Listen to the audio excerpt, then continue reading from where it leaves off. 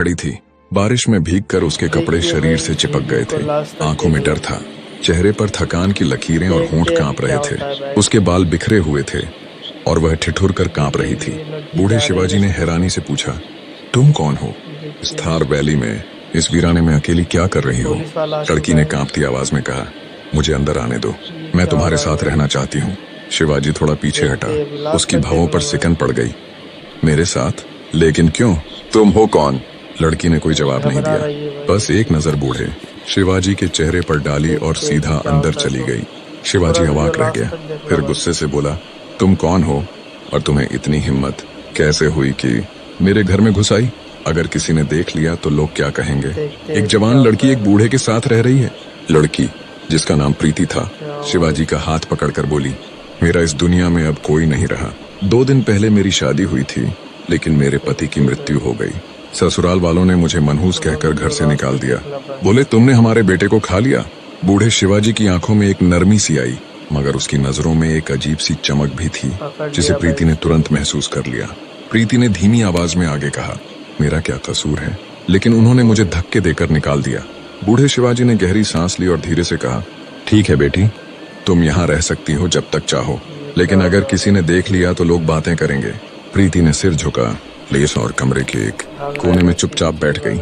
बारिश अब थम चुकी थी, मगर उसके कपड़े अभी भी गीले थे। बूढ़े शिवाजी ने उसे एक चादर दी और कहा, ये लो, ठंड लग जाएगी। प्रीति ने चादर ली और खामोशी से एक तरफ देखने लगी, जैसे वह बूढ़े शिवाजी के हर हाव भाव को गौर से देख रही हो। उसकी आंखों में एक होशियारी थी, एक सजग चमक जो शिवाजी के शक की लहजे और नजरों को भांप रही थी। लेकिन प्रीति कोई साधारण लड़की नहीं थी, वह एक पुलिस अधिकारी थी जो गुप्त रूप से बूढ़े शिवाजी के घर आई थी। केशवपुर से पुलिस को कई शिकायतें मिली थीं कि बूढ़ा शिवाजी अपनी तन्हाई का गलत फायदा उठाता है।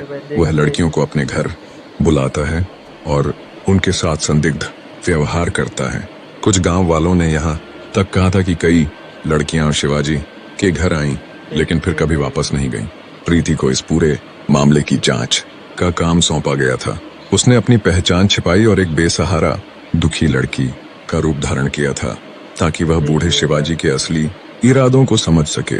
उसने अपने छोटे से बैग में एक गुप्त कैमरा रखा था, जिसे वह सही मौके पर इस्तेमाल करने वाली थी।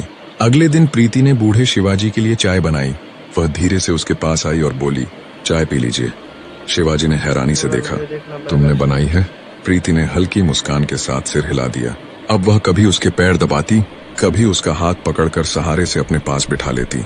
वह उसके सिर की मालिश करती, तिलक लगाती और उसके आसपास इस तरह घूमती जैसे कोई देखभाल करने वाली बेटी हो। लेकिन उसकी आंखों में अभी भी सतर्कता थी।